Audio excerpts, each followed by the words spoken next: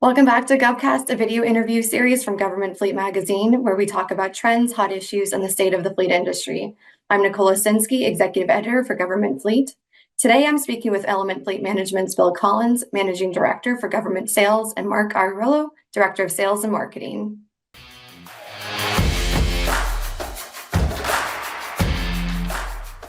Welcome to you both. Thanks very much, Nicole. Okay, to get us started, let's start with our first question. And our first question is, how will the transition to EVs impact the collision management business? And what changes can governments expect to see as EVs become more prevalent? Thanks, Nicole. So I'll field that one. The transition to EV, obviously governments who have begun that have discovered that EVs are much more expensive to repair. I've told a story about my daughter who's approaching 20 years old now. When she was 18 and first got her license, she tapped a few vehicles from behind, the last of which was an EV. And while the damage to our vehicle was zero, the damage to the EV was $19,000 to replace a rear bumper.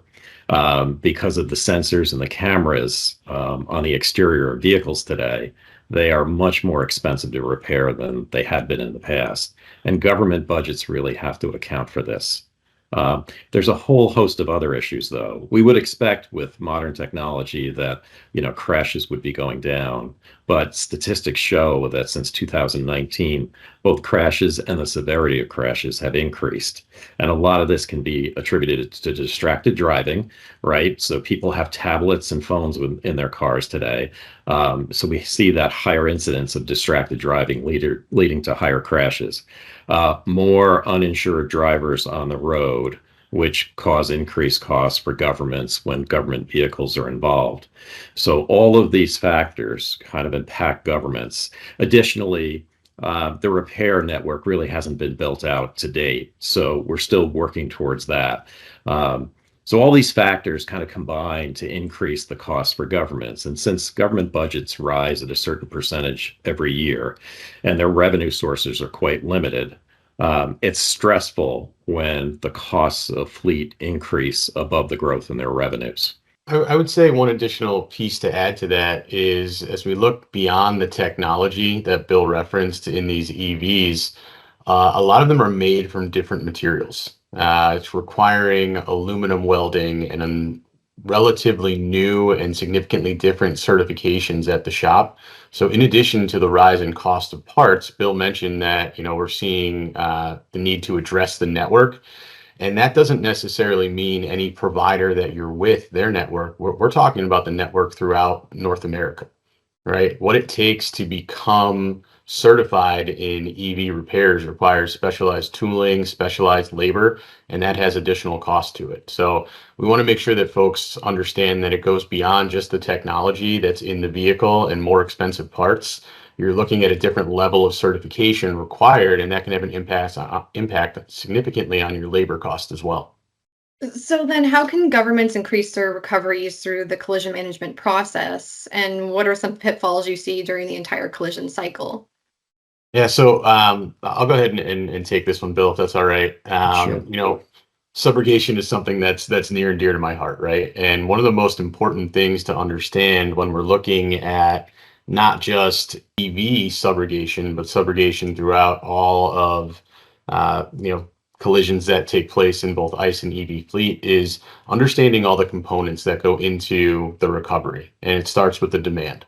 We want to start the demand as quickly as possible. And what we want to do is find a way to identify through the FNOL process whether or not it is a subrogatable event.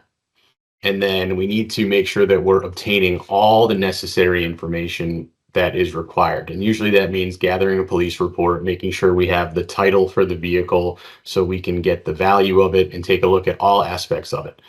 We want to make sure that we're recovering not just for the bent metal on the repair itself, but there are additional costs that can be recovered through the subrogation process. And those include, and they're not limited to, the diminished value of the vehicle and the loss of use, the loss of revenue that would come through with the vehicle as well. And then obviously any rental costs that are incurred with having to operate the vehicle's replacement while that vehicle is down. So when you take a look at that as a whole, we really should be striving for a recovery in the neighborhood of 125% of the actual bent metal cost of the repair. If you are managing to those expectations, that's going to be one of the most important things. And, when you bring up the pitfalls, one of the hardest things to do is accurately subrogate without all the firsthand information from the repair itself. So if you are not party to the actual repair and you don't have great record keeping, you don't have the ability to look back and see what the estimates were, see what the parts were, understand the true cycle time, understand all the costs involved, it's going to make your subrogation efforts much less fruitful. And I think, Mark, just what you're talking about is viewing accident management holistically. It starts from the time of the crash and it ends with the final settlement of the claim, but there's a great amount of process within that. And if we view that holistically, we can bring down the costs of accidents, but it involves all of those parts. And that kind of goes back to, how do we view fleet management? Fleet management, we look at holistically. If we're pulling all the right levers with each of the products from fleet, overall and over time, you keep those costs down. It's really critical for governments today because they do operate within tight budgets. So anything that upsets the apple cart is going to hit the general fund in the end, and that's discretionary revenue, discretionary expenses. You really can't afford to have an outsized expense in any one particular area. So, again, viewing it holistically, viewing it strategically, and bringing those costs down over time is really key. Then how can governments use technology to help reduce fleet costs?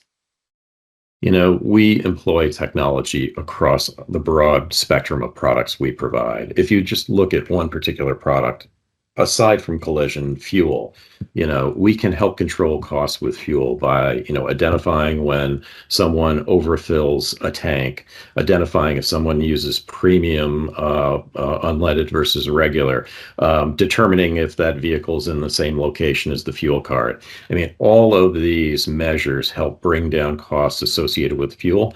We employ that technology across every product, and it's no different with collision, right?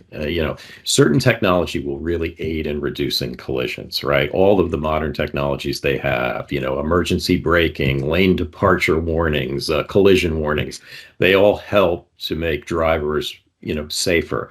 We use technology to monitor driver behavior, not to criticize a driver, but just identify those high-risk drivers, have avail them of, safety training, and make sure all of those bad habits are corrected.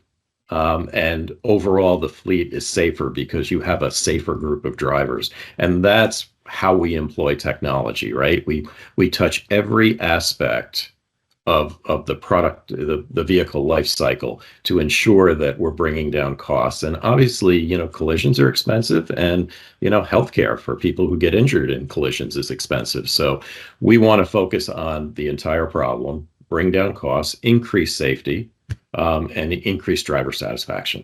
Yeah, Bill touched on something very important, right? And it's the holistic approach to, using technology to lower your costs. As we look at something like an effective safety solution for a fleet, when managed properly and incentivized with your drivers, and when you have buy-in from the top levels of leadership on down, it's very common to see reductions in collisions of double-digit % over a 3 to 5 year period. And that can have material impacts beyond the cost of bent metal. As Bill said, it's going to affect your healthcare costs. It's going to affect things relating to your liability insurance. Everything is going to go down when you avoid any number of crashes. And that's very important. So tell me then, what are governments and Element doing to address the rising costs associated with body repair? And what areas should they be prioritizing to help minimize cost?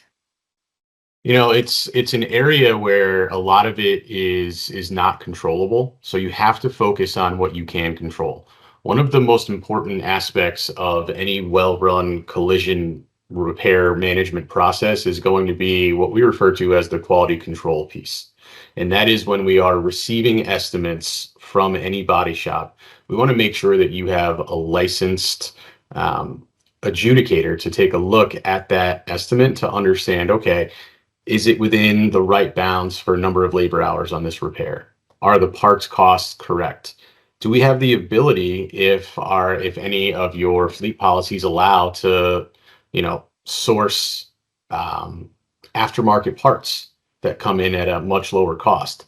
Or at the same time, are we looking at aftermarket parts to reduce the amount of downtime? Obviously, we're always looking at OEM parts, but if it's going to require the vehicle to be down for an extra 3 to 5 weeks, is that loss of use worth more or less based on what you can source in the aftermarket piece? And I think the other thing that Bill touched on earlier, which is one of the most important pieces, is when we look at your overall budget for body repair, we're looking at the end of the year bottom number.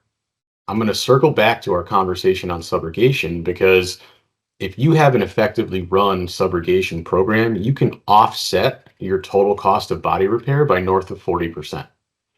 So if you're able to recover 40% or more of your costs, that is the greatest thing someone can do to reduce their overall cost and reduce their overall budget.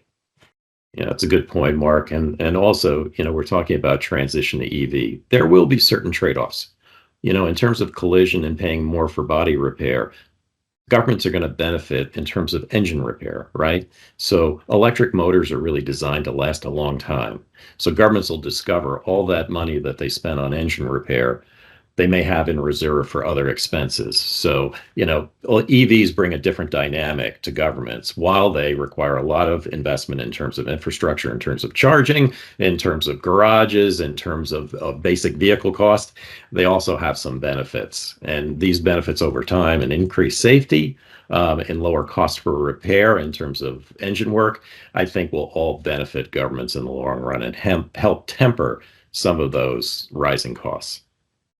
Well, thank you both for discussing this and sharing your insight into these issues. And thank you for joining us on GovCast. And thank you to all of our viewers who tuned in, and we hope you'll join us again soon for another GovCast episode.